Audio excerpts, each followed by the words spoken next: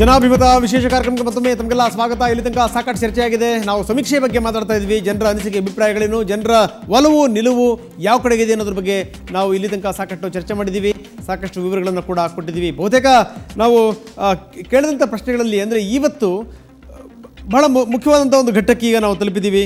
ನಾವು ಆಡಳಿತ ಬಗ್ಗೆ ಯಾವ ಪಕ್ಷ ನಿಮಗೆ ಉತ್ತಮ ಆಡಳಿತ ಕೊಡುವಂಥ ಸಾಮರ್ಥ್ಯವನ್ನು ಹೊಂದಿದೆ ಅನ್ನುವಂಥದ್ದು ನಮ್ಮ ಮುಂದಿನ ಪ್ರಶ್ನೆ ಆಗಿತ್ತು. ಜನರ ಅನಿಸಿಕೆ ಅಭಿಪ್ರಾಯಗಳು ಏನಿತ್ತು ಅಂತ, ಯಾಕಂದರೆ ಜನ ವಿಶ್ವಾಸ ಕಳ್ಕೊಂಡಿದ್ದಾರೆ ರಾಜಕೀಯ ಪಕ್ಷಗಳ ಬಗ್ಗೆ, ರಾಜಕೀಯ ನಾಯಕಗಳ ಬಗ್ಗೆ. ಬಹಳಷ್ಟು ಸಂದರ್ಭಗಳಲ್ಲಿ ನಮ್ಮ ಗ್ರಾಮೀಣ ಭಾಗದಲ್ಲಿ ಒಂದು ಮಾತಿದೆ, ನಾವೇನೇ ಆದರೂ ಕೂಡ ರಾಗಿ ಬೀಸೋ ತಪ್ಪಲ್ಲ ಅಂತ ಅನ್ನುವಂಥದ್ದು. ಅಂದರೆ ಜನರಿಗೆ ಗೊತ್ತಾಗಿದೆ ಯಾವ ನಾಯಕರನ್ನ ಎಷ್ಟೇ ಭರವಸೆ ಇಟ್ಕೊಂಡು ಯಾವ ಪಕ್ಷವನ್ನು ಅಧಿಕಾರಕ್ಕೆ ತಂದರೂ ನಮ್ಮ ಹಣೆ ಬರಹ ಇಷ್ಟೇ ಅನ್ನುವಂಥ ಒಂದು ಮನೋಭಾವನೆ. ಆದರೂ ಕೂಡ ಜನ ಒಂದಷ್ಟು ವಿಶ್ವಾಸವನ್ನು ಕೂಡ ಕಳ್ಕೊಂಡಿಲ್ಲ. ಎಲ್ಲೋ ಒಂದು ಕಡೆಗೆ ಇರುವಂಥ ಒಂದು ಪ್ರಜಾತಂತ್ರದ ಬಗ್ಗೆ ನಂಬಿಕೆ ಇದೆ. ಇವತ್ತಲ್ಲ ನಾಳೆ ಹಿಂದಿನ ಪಕ್ಷಗಳು ಏನು ತಪ್ಪು ಮಾಡಿದೆ, ಮುಂದೆ ಬರುವಂಥ ಪಕ್ಷಗಳು ಅದರಿಂದ ಪಾಠವನ್ನು ಕಲಿತು ಎಲ್ಲೋ ಒಂದು ಕಡೆಗೆ ಒಳ್ಳೇದು ಮಾಡಬಹುದು ಅನ್ನುವಂಥ ವಿಶ್ವಾಸ ಕೂಡ ಜನರಲ್ಲಿದೆ. ಯಾವ ಪಕ್ಷ ಉತ್ತಮ ಆಡಳಿತ ಕೊಡುವಂಥ ಸಾಮರ್ಥ್ಯವನ್ನು ಹೊಂದಿದೆ, ಬನ್ನಿ ನಾವು ನೋಡೋಣ ಗ್ರಾಫಿಕ್ಸ್ ಮುಖಾಂತರ. ನಮ್ಮ ಪ್ರಶ್ನೆ, ಯಾವ ಪಕ್ಷ ಉತ್ತಮ ಆಡಳಿತ ಕೊಡುವಂಥ ಸಾಮರ್ಥ್ಯವನ್ನು ಹೊಂದಿದೆ ಅಂತ.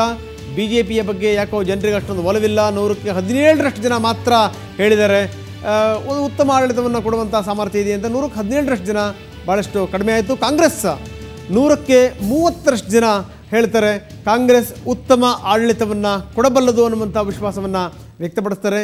ಇತರೆ 6 ಗೊತ್ತಿಲ್ಲ ಅಂತ ಹೇಳಿದಂಥವ್ರು ಇದ್ದಾರಲ್ಲ 37% ಜನ. ನಾನು ಯಾವಾಗಲೂ ಕೂಡ ಹೇಳ್ತಾ ಇರ್ತೀನಿ, ಈ 37% ಜನ ಏನಿದ್ದಾರೆ, ಇತರೆ ಏನಿದ್ದಾರೆ 37 + 16 ಇವೆರಡನ್ನೂ ಕೂಡಿದ್ರೆ ಎಷ್ಟು ಪರ್ಸೆಂಟ್ ಆಗುತ್ತೋ ಅಷ್ಟು ಜನ ಏನು ಯಾವ ಒಂದು ನಿರ್ಣಾಯಕ ವಿಚಾರಕ್ಕಾದರೂ ಬರಬಹುದು ಅನ್ನುವಂಥದ್ದು.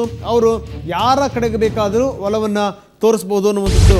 ಎಲ್ಲೋ ಒಂದು ಕಡೆಗೆ ಕಾಂಗ್ರೆಸ್ನವರಿಗೆ ಒಂದು ಸಮಾಧಾನ ಆಗ್ಬೋದೇನೋ, 100ಕ್ಕೆ 30ರಷ್ಟು ಜನ ನಮ್ಮ ಪಕ್ಷದ ಪರವಾಗಿ ಜನ ಹೇಳಿದ್ದಾರೆ ಅನ್ನುವಂಥದ್ದು. ಆದರೆ ಬೇರೆ ಬೇರೆ ಪಕ್ಷದ ಕಡೆಗೂ ಕೂಡ ಈ 37% ಮತ್ತು 16% ಅನ್ನುವಂಥದ್ದು ಏನಿದೆ ಅದು ಯಾವ ಸಂದರ್ಭದಲ್ಲಿ ಬೇಕಾದರೂ ವಾಲಬಹುದು. ಬಹುಶಃ ವಾಲಿದ್ರೆ ಜನರು ಕೊಡುವಂಥ ಒಂದು ತೀರ್ಪೇನಿದೆ ಆ ತೀರ್ಪಲ್ಲೂ ಕೂಡ ಸಾಕಷ್ಟು ಬದಲಾವಣೆಗಳಾಗ್ಬೋದು. ಸದ್ಯಕ್ಕೆ ಯಾವ ಪಕ್ಷ ಉತ್ತಮ ಆಡಳಿತ ಕೊಡುವಂಥ ಸಾಮರ್ಥ್ಯವನ್ನು ಹೊಂದಿದೆ ಅನ್ನೋವಂಥ ಪ್ರಶ್ನೆಗೆ BJP 17%, ಕಾಂಗ್ರೆಸ್ 30, ಇತರೆ 16, ಗೊತ್ತಿಲ್ಲ ಅಂತ ಹೇಳಿದಂಥವ್ರ ಸಂಖ್ಯೆ ಎಲ್ಲರಿಗಿಂತ ಹೆಚ್ಚು. ಅಂದರೆ 100ಕ್ಕೆ 37ರಷ್ಟು ಜನ ನಮ್ಗೆ ಗೊತ್ತಿಲ್ಲ ಅನ್ನುವಂಥ ಮಾತನ್ನು ಹೇಳಿದ್ದಾರೆ. ಇನ್ನು ಬಹಳ ಪ್ರಮುಖವಾಗಿರುವಂಥ ಒಂದು ಸಂಗತಿ, ಯಾರು ಮುಖ್ಯಮಂತ್ರಿ ಆಗಬೇಕು ಅಂತ ಬಯಸ್ತೀರಿ ಅಂತ ನಾವು ಕೇಳಿದಂಥ ಒಂದು ಪ್ರಶ್ನೆ. ಮುಖ್ಯಮಂತ್ರಿ ಯಾರಾದರೆ ಉತ್ತಮ ಅನ್ನುವಂಥದ್ದು, ಬನ್ನಿ ನೋಡೋಣ. ಮುಖ್ಯಮಂತ್ರಿ ಯಾರು ಉತ್ತಮ ಅಂತ ಡಾಕ್ಟರ್ ಜಿ ಪರಮೇಶ್ವರ್ KPCC ಅಧ್ಯಕ್ಷರು. ಬಹಳ ಆಶ್ಚರ್ಯಕರ ಸಂಗತಿ, 100ಕ್ಕೆ 3ರಷ್ಟು ಜನ ಹೇಳ್ತಾರೆ ಇವರು ಮುಖ್ಯಮಂತ್ರಿ ಆದರೆ ಉತ್ತಮ ಅನ್ನುವಂಥದ್ದು. ಪರಮೇಶ್ವರ್ ಈಗ CM ರೇಸ್ನಲ್ಲಿ ಬಹಳ ಮುಂದಿದ್ದಾರೆ. ಬಹುಶಃ ಏನಾದರೂ ಕಾಂಗ್ರೆಸ್ ಒಂದು ಕ್ಲೀನ್ ಸ್ವೀಪ್ ಆಯಿತು ಅಂತಂದರೆ, ಒಂದು ಮ್ಯಾಜಿಕ್ ನಂಬರನ್ನು ತಲುಪಿತು ಅಂತಂತಂದರೆ ಮುಖ್ಯಮಂತ್ರಿ ನಾನೇ ಅನ್ನುವಂಥ ಒಂದು ದೊಡ್ಡ ಉಮೇದಿನಲ್ಲಿದ್ದಾರೆ ಡಾಕ್ಟರ್ ಜಿ ಪರಮೇಶ್ವರ್. ಆದರೆ ಎಲ್ಲ ಒಂದು ಕಡೆಗೆ ಜನರ ಒಲವನ್ನು ನೋಡಿದಾಗ ಪರಮೇಶ್ವರ್ ಕಡೆಗೆ ಅಂಥ ಹೆಚ್ಚಿನ ಒಲವು ಕಾಣೋದಿಲ್ಲ ಅನ್ನುವಂಥದ್ದು ಬಹಳ ಸ್ಪಷ್ಟವಾಗಿ ಗೋಚರ ಆಗ್ತಾ ಇದೆ. ಡಾಕ್ಟರ್ ಜಿ ಪರಮೇಶ್ವರ್ ಈಗ KPCC ಅಧ್ಯಕ್ಷರಾಗಿರ್ಬೋದು. ಎಲ್ಲ ಒಂದು ಕಡೆಗೆ ಒಂದು ನಂಬಿಕೆ ಇತ್ತು, ಜಿ ಪರಮೇಶ್ವರ್ ಯಾರು KPCC ಅಧ್ಯಕ್ಷರಾಗಿರ್ತಾರೆ ಅವರೇ ಮುಂದಿನ ಮುಖ್ಯಮಂತ್ರಿ ಆಗ್ತಾರೆ ಅನ್ನುವಂಥದ್ದು. ಯಾಕೋ ಜಿ ಪರಮೇಶ್ವರ್ ವಿಚಾರದಲ್ಲಿ ಅದು ಸುಳ್ಳಾಗುವಂಥ ಸಾಧ್ಯತೆಗಳಿದೆ. ಈಗ ನಾವು ನೋಡ್ತಾ ಇದ್ದೀವಿ. ಇನ್ನು ಜಗದೀಶ್ ಶೆಟ್ಟರ್ ಅವರ ವಿಚಾರವಾಗಿ ನಾವು ಗ್ರಾಫಿಕ್ಸ್ ಮುಖಾಂತರ ತೋರಿಸ್ತಾ ಇದ್ದೀವಿ. ಇಲ್ಲೂ ಕೂಡ ಅಂಥ ಒಂದು ಆಶಾದಾಯಕ ವಾತಾವರಣ ಏನಿಲ್ಲ. 100ಕ್ಕೆ 6ರಷ್ಟು ಮಂದಿ ಮಾತ್ರ ಹೇಳ್ತಾ ಇದ್ದಾರೆ ಜಗದೀಶ್ ಶೆಟ್ಟರ್ ಮುಖ್ಯಮಂತ್ರಿ ಆದರೆ ಉತ್ತಮ ಅನ್ನುವಂಥದ್ದು. ಜಗದೀಶ್ ಶೆಟ್ಟರ್ ಮುಖ್ಯಮಂತ್ರಿ ಆದಮೇಲೆ ಅವರು ಮಾತಾಡಿರುವಂಥ ಮಾತುಗಳೇ ಬಹಳ ಕಡಿಮೆ. ಜೊತೆಗೇನು ಅಂದರೆ ಯಾವುದೇ ವಿವಾದಕ್ಕೆ ಸಿಲುಕದಂಥ ವ್ಯಕ್ತಿ, ಯಾರಿಗೂ ಕೂಡ ಅಂದವರಲ್ಲ, ಯಾರನ್ನೂ ಕೂಡ ಮೈ ಮೇಲೆ ಹಾಕೊಳ್ಳಲ್ಲ. ಆದರೂ ಕೂಡ BJP ಘೋಷಣೆ ಮಾಡಿದೆ ನಮ್ಮ ಮುಂದಿನ ಮುಖ್ಯಮಂತ್ರಿ ಅಭ್ಯರ್ಥಿ ಅಂತಂದರೆ ಅದು ಜಗದೀಶ್ ಶೆಟ್ಟರ್ ಮಾತ್ರ ಅಂತ BJP ಘೋಷಣೆ ಮಾಡಿರುವಂಥದ್ದು. ಆದರೆ 100ಕ್ಕೆ 6ರಷ್ಟು ಜನ ಮಾತ್ರ ಹೇಳ್ತಾರೆ, 100ಕ್ಕೆ 6 ಮಂದಿ ಮಾತ್ರ ಹೇಳ್ತಾರೆ ಜಗದೀಶ್ ಶೆಟ್ಟರ್ ಮುಖ್ಯಮಂತ್ರಿ ಆದರೆ ಒಳ್ಳೆಯದು ಅನ್ನುವಂಥದ್ದು. ಸೊ ಇಂಥ ಅಭ್ಯರ್ಥಿಯನ್ನು BJP ಮುಂದಿಟ್ಟುಕೊಂಡು ಎಷ್ಟು ಸೀಟ್ಗಳನ್ನು ಗೆಲ್ಲಬಹುದು, ಇದು ಕೂಡ ಬಹಳ ಮುಖ್ಯವಾಗಿರುವಂಥ ಪ್ರಶ್ನೆ.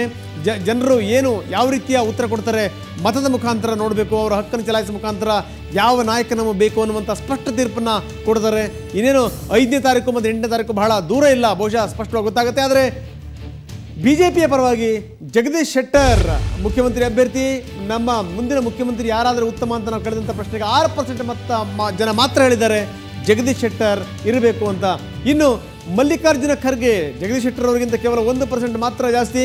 ಮಲ್ಲಿಕಾರ್ಜುನ ಖರ್ಗೆ ಈಗ ಮುಖ್ಯಮಂತ್ರಿ ರೇಸಲ್ಲಿ ಹೆಚ್ಚು ಕಾಣಿಸ್ಕೊಳ್ತಿಲ್ಲ, ನಿಜ ಒಪ್ಕೋಬೇಕು. ಆದರೆ ಮಲ್ಲಿಕಾರ್ಜುನ ಖರ್ಗೆ ಅವರು ಕೂಡ ಮುಖ್ಯಮಂತ್ರಿ ರೇಸಲ್ಲಿದ್ದಾರೆ. ನೀವು ಯಾವುದೇ ಸಂದರ್ಭದಲ್ಲಿ ಮಲ್ಲಿಕಾರ್ಜುನ ಖರ್ಗೆ ಅವರಿಗೆ ಏನೇ ಪ್ರಶ್ನೆ ಕೇಳಿ, ನೀವು ಏನಾದರೂ ಮುಖ್ಯಮಂತ್ರಿ ರೇಸಲ್ಲಿದ್ದೀರಾ ಅನ್ನುವಂಥದ್ದು. ನಾನು ಕೂಡ ಹಲವಾರು ದಶಕಗಳ ಕಾಲ ಕಾಂಗ್ರೆಸ್ ಪಕ್ಷಕ್ಕೆ ದುಡಿದಿರುವಂಥವನು, ಹೀಗಾಗಿ ಅವಕಾಶ ಬಂದರೆ ಯಾಕೆ ಬೇಡ ಅಂತೀನಿ, ನಾನೇನು ಸನ್ಯಾಸಿ ಅಲ್ಲ ಅನ್ನುವಂಥ ಮಾತನ್ನು ಬಹಳಷ್ಟು ಸಂದರ್ಭಗಳಲ್ಲಿ ಮಲ್ಲಿಕಾರ್ಜುನ ಖರ್ಗೆ ಅವರು ಹೇಳಿದ್ದಾರೆ. ಹೀಗಾಗಿ ಮುಖ್ಯಮಂತ್ರಿ ಯಾರಾದರೆ ಉತ್ತಮ ಅನ್ನುವಂಥ ಪ್ರಶ್ನೆ ಕೇಳಿದ್ವಿ. ಮಲ್ಲಿಕಾರ್ಜುನ ಖರ್ಗೆ ಅವರನ್ನು ಮುಂದಿಟ್ಕೊಂಡು ಜಗದೀಶ್ ಶೆಟ್ಟರ್ ಅವರಿಗೆ 6%, ಮಲ್ಲಿಕಾರ್ಜುನ ಖರ್ಗೆ ಅವರಿಗೆ 7% ಅಂತ ಒಂದು ಜನಾಭಿಮತ ಇಲ್ಲ. ಆದರೆ ಬದಲಾದಂಥ ಸನ್ನಿವೇಶದಲ್ಲಿ ಏನಾದರೂ ಕಾಂಗ್ರೆಸ್ ಒಂದು ಪಕ್ಷ ನಿರ್ದಿಷ್ಟವಾದಂಥ ಒಂದು ಸೀಟನ್ನು ದಾಟಿದರೆ, ಮುಟ್ಟಿದರೆ, ಅಂಥ ಸಂದರ್ಭದಲ್ಲಿ ಏನಾದರೂ ಒಂದಷ್ಟು ಗೊಂದಲಗಳು ಉಂಟಾಯಿತು ಅಂತಂದರೆ, ಸಿದ್ದರಾಮಯ್ಯ ಮತ್ತು ಪರಮೇಶ್ವರ್ ನಡುವೆ ಒಂದಿಷ್ಟು ಏನಾದರೂ ಗೊಂದಲಗಳಾಯಿತು ಅಂತಂದರೆ, ಅಂಥ ಸಂದರ್ಭದಲ್ಲಿ ಮಲ್ಲಿಕಾರ್ಜುನ ಖರ್ಗೆ ಅವರ ಪ್ರವೇಶ ಆದರೆ ಅದು ಆಶ್ಚರ್ಯ ಏನೂ ಇಲ್ಲ. ಕಾಂಗ್ರೆಸ್ಸಲ್ಲಿ ಯಾವ ಸಂದರ್ಭದಲ್ಲಿ ಏನು ಬೇಕಾದರೂ ಆಗಬಹುದು. ಆದರೆ ಮುಖ್ಯಮಂತ್ರಿ ಯಾರಾದರೂ ಉತ್ತಮ ಅಂತ ಕೇಳಿದಂಥ ಪ್ರಶ್ನೆಗೆ ಜನ ಹೇಳಿರುವಂಥದ್ದು 100ಕ್ಕೆ 7% ಜನ ಮಾತ್ರ ಹೇಳಿದ್ದಾರೆ. ಇನ್ನು ಮುಂದಿನ ಅಭ್ಯರ್ಥಿ ಎಚ್ ಡಿ ಕುಮಾರಸ್ವಾಮಿ ಅವರು ಇನ್ನೂ ಕೂಡ ಒಂದಷ್ಟು ಜನಾಭಿಮತವನ್ನು ಉಳಿಸ್ಕೊಂಡಿದ್ದಾರೆ. 100ಕ್ಕೆ 15% ಜನ ಹೇಳ್ತಾರೆ, 100ಕ್ಕೆ 15ರಷ್ಟು ಮಂದಿ ಎಚ್ ಡಿ ಕುಮಾರಸ್ವಾಮಿ ಮುಖ್ಯಮಂತ್ರಿ ಆದರೆ ಉತ್ತಮ ಅನ್ನುವಂಥದ್ದು. JDS ಅಲ್ಲಿ ಯಾರಾದರೂ ನಾಯಕರು ಮುಖ್ಯಮಂತ್ರಿ ಆಗಲಿಕ್ಕೆ ಸದ್ಯಕ್ಕೆ ಜನರ ದೃಷ್ಟಿನಲ್ಲಿ ಯೋಗ್ಯರಾಗಿದ್ದಾರೆ ಅಂತಂದರೆ, ಅರ್ಹರಾಗಿದ್ದಾರೆ ಅಂತಂದರೆ ಅದು ಎಚ್ ಡಿ ಕುಮಾರಸ್ವಾಮಿ ಜನಸಾಮಾನ್ಯರಿಗೆ ನಿಲುಕುವಂಥ ಮುಖ್ಯಮಂತ್ರಿ ಅಂತ ಹೆಸರನ್ನು ಗಳಿಸಿದಂಥವರು ಈ ಹಿಂದೆ. ಜೊತೆಗೆ ಗ್ರಾಮ ವಾಸ್ತವ್ಯ ಅನ್ನುವಂಥದ್ದೇನಿದೆ, ಗ್ರಾಮ ವಾಸ್ತವ್ಯ ಅತ್ಯಂತ ದೊಡ್ಡ ಪ್ರಮಾಣದಲ್ಲಿ ಅವರಿಗೆ ಹೆಸರನ್ನು ತಂದುಕೊಡ್ತು. ಜೊತೆಗೆ ಎಂಥ ಸಂದರ್ಭದಲ್ಲೂ ಕೂಡ ಬಹಳ ಪೇಷನ್ಸಿಂದ ಜನಸಾಮಾನ್ಯರ ಕಷ್ಟ ನಷ್ಟಗಳನ್ನು ಆಲಿಸುವಂಥ ಶಕ್ತಿ ನಾಯಕರಿಗೆ ಇರೋದರಿಂದ ಇನ್ನೂ ಕೂಡ ಅವರ ಬಗ್ಗೆ ಜನಾಭಿಪ್ರಾಯ ಇದೆ. ಮುಖ್ಯಮಂತ್ರಿ ಯಾರಾದರೆ ಉತ್ತಮ ಅಂತ ನಾವು ಕೇಳಿದಂಥ ಪ್ರಶ್ನೆಗೆ ಎಚ್ ಡಿ ಕುಮಾರಸ್ವಾಮಿ ಅವರ ಪರವಾಗಿ 100ಕ್ಕೆ 15ರಷ್ಟು ಮಂದಿ ನಿಂತಿದ್ದಾರೆ. ಇನ್ನು ಮುಂದಿನ ಅಭ್ಯರ್ಥಿ ಬಿ ಎಸ್ ಯಡಿಯೂರಪ್ಪ ಅವರ ಪರವಾಗಿ 100ಕ್ಕೆ 16ರಷ್ಟು ಜನ ನಿಂತಿದ್ದಾರೆ. ಯಡಿಯೂರಪ್ಪ ಮೊನ್ನೆ ತಾನೇ BJPಯಿಂದ ಹೊರಗಡೆ ಬರಬೇಕಾದಂಥ ಸಂದರ್ಭದಲ್ಲಿ ಅಷ್ಟು ಸುಲಭವಾಗಿ ಬರಲಿಲ್ಲ. BJPಗೆ ಸಡ್ಡು ಹೊಡೆದು ನಿಂತಿದ್ದಾರೆ. ಬಹುಶಃ ಹಿಂದೆ ಏನು ಬಂಗಾರಪ್ಪ ಕಾಂಗ್ರೆಸ್ಸಿ ಮಾಡಿದರು ಅದನ್ನು BJP ಮಾಡಲಿಕ್ಕೆ ಯಡಿಯೂರಪ್ಪ ಈಗ ಕಂಕಣಬದ್ಧರಾಗಿದ್ದಾರೆ. ಯಡಿಯೂರಪ್ಪನವರು ಪಕ್ಷ ಎಷ್ಟು ಸೀಟ್ಗಳನ್ನು ಗೆಲ್ಲುತ್ತೋ ಗೊತ್ತಿಲ್ಲ, ಆದರೆ ಎಷ್ಟು ಸೀಟ್ಗಳನ್ನು ಸೋಲಿಸಬಲ್ಲದು ಅನ್ನೋದಕ್ಕೆ ಒಂದು ನಿರ್ದಿಷ್ಟವಾದಂಥ ಒಂದು ಉತ್ತರ ಇದ್ದೇ ಇದೆ. ಯಡಿಯೂರಪ್ಪ ಕೇವಲ 3 ತಿಂಗಳಲ್ಲಿ ಪಕ್ಷವನ್ನು ಕಟ್ಟಿ ಹಲವಾರು ಜನ ಅಭ್ಯರ್ಥಿಗಳನ್ನು ಕಣಕ್ಕಿಳಿಸಿ ಈಗ ಸಡ್ಡು ಹೊಡೆದು ನಿಂತಿದ್ದಾರೆ. ಮುಂದೆ ಮುಖ್ಯಮಂತ್ರಿ ನಾನೇ ಅನ್ನುವಂಥ ಮಾತನ್ನು ಕೂಡ ಪ್ರಶಾಂತ್ ನಾಥ್ ಇವತ್ತು ನಡೆಸಿದಂಥ ಸಂದರ್ಶನದಲ್ಲಿ ಹೇಳಿದ್ದಾರೆ. ಜೊತೆಗೆ ಖಂಡಿತವಾಗಲೂ ನಮ್ಮನ್ನು ಪರಿಗಣಿಸ್ತಾನೆ ಮುಂದಿನ ಸರ್ಕಾರ ರಚನೆ ಆಗಲಿಕ್ಕೆ ಸಾಧ್ಯನೇ ಇಲ್ಲ ಅನ್ನುವಂಥ ಮಾತನ್ನು ಹೇಳಿದ್ದಾರೆ. ಯಡಿಯೂರಪ್ಪನವರ ಮಹದಾಸೆನೂ ಒಂದೇನೇ, ಎಲ್ಲೋ ಒಂದು ಕಡೆ ಕಾಂಗ್ರೆಸ್ 90ರಿಂದ 95 ವ್ಯಾಪ್ತಿ ಬಂದು ನಿಲ್ಲಬೇಕು. ಅದಾದ ನಂತರ ಕಾಂಗ್ರೆಸ್ ಅವಲಂಬಿಸಬೇಕಾಗಿರುವಂಥದ್ದು BS ಯಡಿಯೂರಪ್ಪನವರ ಪಾರ್ಟಿ ಕಡೆಗೆ ಅನ್ನುವಂಥದ್ದು. ಸೊ ಇಂಥ ಒಂದು ಆಶಾಭಾವನೆ ಯಡಿಯೂರಪ್ಪನವರಿಗಿದೆ. ಯಡಿಯೂರಪ್ಪನವರ ಪರವಾಗಿ 100ಕ್ಕೆ 16ರಷ್ಟು ಜನ ನಿಂತಿದ್ದಾರೆ ಯಡಿಯೂರಪ್ಪನವರ ಪರವಾಗಿ. ಇನ್ನು ಸಿದ್ದರಾಮಯ್ಯನವರ ಪರವಾಗಿ ನಿಂತಿರುವಂಥವರು 100ಕ್ಕೆ 20ರಷ್ಟು ಜನ ಸಿದ್ದರಾಮಯ್ಯನವರೇ ಮುಖ್ಯಮಂತ್ರಿ ಆಗಬೇಕು ಅನ್ನುವಂಥದ್ದು. ನಮ್ಮ ಪಟ್ಟಿನ ನೋಡಿದ್ರೆ ಸಿದ್ದರಾಮಯ್ಯನವರಿಗೇ ಅಧಿಕ ಬೆಂಬಲ ಕಾಣ್ತಿರುವಂಥದ್ದು. ಸಿದ್ದರಾಮಯ್ಯ ನೇರ ನಿಷ್ಠುರವಾದಿ, ಜೊತೆಗೆ ಎಲ್ಲೂ ಕೂಡ ಹೆಸರನ್ನು ಕೆಡಿಸ್ಕೊಂಡಿಲ್ಲ, ಎಲ್ಲೂ ಕೂಡ ಅವರು ಕೈ ಕೊಳಕು ಮಾಡಿಕೊಂಡಿಲ್ಲ. ಯಾರು ಏನೇ ಮಾತಾಡಿದ್ರು ಕೂಡ ವಿರೋಧಿಗಳು ಕೂಡ ಮೆಚ್ಚುವಂಥ ಒಂದು ವ್ಯಕ್ತಿತ್ವ ಸಿದ್ದರಾಮಯ್ಯನವ್ರದ್ದು.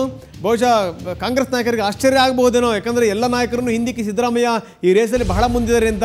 ಸಿದ್ದರಾಮಯ್ಯನವರು ಯಾವುದೇ ಅಂಜಲ್ಲದೆ ಅಳುಕಿಲ್ಲದೆ ಘೋಷಣೆ ಮಾಡ್ತಾರೆ, ಮುಂದಿನ ಮುಖ್ಯಮಂತ್ರಿ ನಾನೇ ಅಂತ ಹೇಳಿ. ಬಹಳಷ್ಟು ಸಂದರ್ಭಗಳಲ್ಲಿ ಅವರು ಕಾಂಗ್ರೆಸ್ ನಾಯಕರ ವಿರುದ್ಧ ಸಡ್ಡು ಹೊಡೆದಿರೋದಿದೆ. ಅವರಿಗೆ ಸೂಕ್ತವಾದಂಥ ಸ್ಥಾನಮಾನಗಳು ಸಿಗದಿದ್ದಂಥ ಸಂದರ್ಭದಲ್ಲಿ ಗುಟ್ರ ಹಾಕಿರುವಂಥದ್ದಿದೆ. ಈ ಸಂದರ್ಭದಲ್ಲೂ ಕೂಡ ಸಿದ್ದರಾಮಯ್ಯವರು ಹೇಳೋದೇನು ಅಂತಂದರೆ, ಏನಾದರೂ ಕಾಂಗ್ರೆಸ್ ಏನಾದರೂ ಒಂದು ಒಳ್ಳೆ ರೀತಿಯಲ್ಲಿ ಏನಾದರೂ ಸಾಧನೆ ಮಾಡ್ತಾವೆ ಅಂತಂದರೆ ಮುಂದಿನ ಮುಖ್ಯಮಂತ್ರಿ ನಾನೇ ಅನ್ನುವಂಥ ಮಾತನ್ನು ಪದೇ ಹೇಳ್ತಾ ಇದ್ದಾರೆ. ಕಾಂಗ್ರೆಸ್ ಎಲ್ಲೂ ಕೂಡ ಇದರ ಬಗ್ಗೆ ಕ್ಲೂ ಬಿಟ್ಕೊಟ್ಟಿಲ್ಲ. ಆದರೆ ಸಿದ್ದರಾಮಯ್ಯನವರ ಪರವಾಗಿ ಒಲವು ದೊಡ್ಡ ಪ್ರಮಾಣದಲ್ಲಿ ಕಾಣ್ತಾ ಇದೆ. 100ಕ್ಕೆ 20ರಷ್ಟು ಮಂದಿ ಸಿದ್ದರಾಮಯ್ಯನವರು ಮುಖ್ಯಮಂತ್ರಿ ಆಗಲಿಕ್ಕೆ ಉತ್ತಮರು ಅನ್ನುವಂಥ ಅಭಿಪ್ರಾಯವನ್ನು ವ್ಯಕ್ತಪಡಿಸ್ತಾ ಇದ್ದಾರೆ. ಇಲ್ಲಿ ಮತ್ತೆ ನಾವು ಗಮನಿಸಬೇಕಾದಂಥ ಅಂಶ ಗೊತ್ತಿಲ್ಲ ಅಂತ ಹೇಳುವಂಥ ಸಂಖ್ಯೆ ಕೂಡ ಬಹಳ ದೊಡ್ಡ ಪ್ರಮಾಣದಲ್ಲಿದೆ. 100ಕ್ಕೆ 33ರಷ್ಟು ಜನ ಗೊತ್ತಿಲ್ಲ ಅಂತ ಹೇಳುವಂಥವ್ರು. ಅಂದರೆ ಇಲ್ಲಿ ಒಂದು ನಾಯಕರ ಮೇಲೆ ಅಪನಂಬಿಕೆ ಆಗಿರ್ಬೋದು, ಇನ್ನೊಂದು ಈ 33% ಜನರ ಮನೋಭಾವನೆ ಇದೆಯಲ್ಲ, ಅದು ಯಾವ ರೀತಿ ಬೇಕಾದರೂ ಟರ್ನ್ ಆಗ್ಬೋದು. ಯಾರು ಬೇಕಾದರೂ ಮುಖ್ಯಮಂತ್ರಿ ಗಾದಿಯ ಮೇಲೆ ಕೂರಬಹುದು. ಇದು 33% ಜನರ ಅಭಿಪ್ರಾಯ. ಮುಖ್ಯಮಂತ್ರಿ ಯಾರಾಗ್ತಾರೆ, ಯಾರಾದರೆ ಉತ್ತಮ ಅಂತ ಕೇಳಿದಂಥ ಪ್ರಶ್ನೆಗೆ 33% ಜನ ಗೊತ್ತಿಲ್ಲ ಅನ್ನುವಂಥ ಮಾತನ್ನು ಹೇಳಿದ್ದಾರೆ. ಇದಕ್ಕೆ ಸಂಬಂಧಪಟ್ಟಾಗೆ ನಾವು ಬಹುತೇಕ ಚರ್ಚೆಯ ಕೊನೆಯ ಹಂತ ತಲುಪಿದ್ದೀವಿ. ಇದಕ್ಕೆ ಸಂಬಂಧಪಟ್ಟಾಗೆ ತಜ್ಞರಿದ್ದಾರೆ, ರಾಜಕೀಯ ಪಕ್ಷಗಳ ಮುಖಂಡರಿದ್ದಾರೆ, ಅವರ ಅನಿಸಿಕೆ ಅಭಿಪ್ರಾಯಗಳೇನು ಕೇಳೋಣ. ಆದರೆ ಅದಕ್ಕಿಂತ ಮೊದಲು ಈಗ ಒಂದು ವಿರಾಮದ ಸಮಯ, ಒಂದು ಪುಟ್ಟ ವಿರಾಮವನ್ನು ತಗೊಳ್ತೀನಿ ನಾನು. ವಿರಾಮದ ನಂತರ ಇಡೀ ಎಲ್ಲ ಏನೇನು ಪ್ರಶ್ನೆಗಳನ್ನು ಕೇಳಿದ್ವಿ, ಯಾವ ರೀತಿ ಸಮೀಕ್ಷೆಯನ್ನು ಮಾಡಿದ್ವಿ, ಇದಕ್ಕೆ ಸಂಬಂಧಪಟ್ಟಾಗೆ ಇವರ ಅನಿಸಿಕೆ ಅಭಿಪ್ರಾಯಗಳನ್ನು ಕೇಳೋಣ. ಅದಕ್ಕಿಂತ ಮೊದಲು ಒಂದು ಶಾರ್ಟ್ ಬ್ರೇಕ್.